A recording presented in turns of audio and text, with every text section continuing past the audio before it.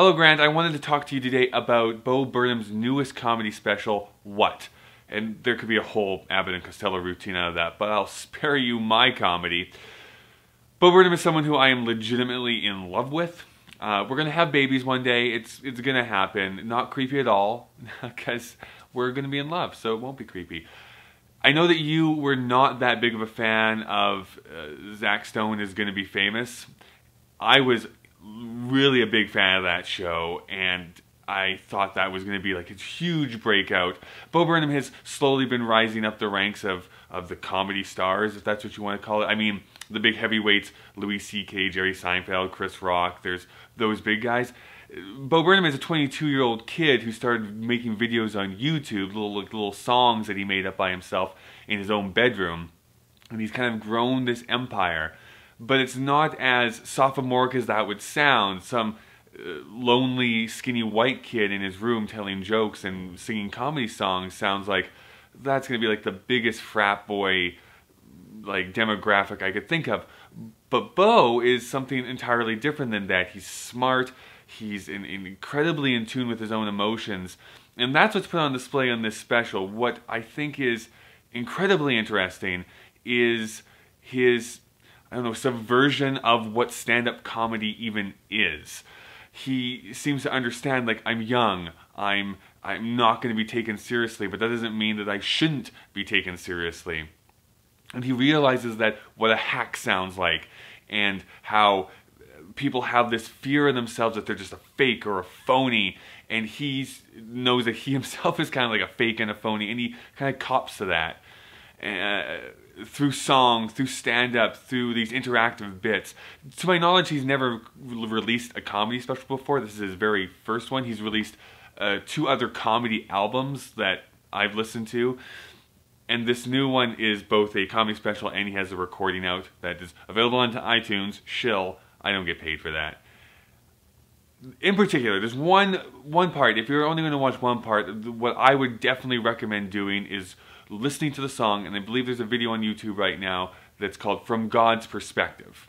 And it's the song in the voice of God that is looking out across the world and basically saying, you're not going to get into heaven. You people that are saying that you're doing this for God's love, I don't like you.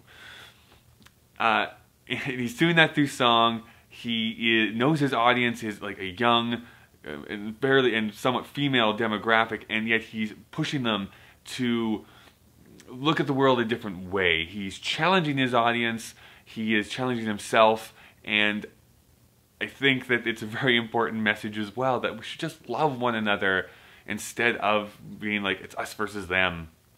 It's kind of hard to describe without you actually going and watching it.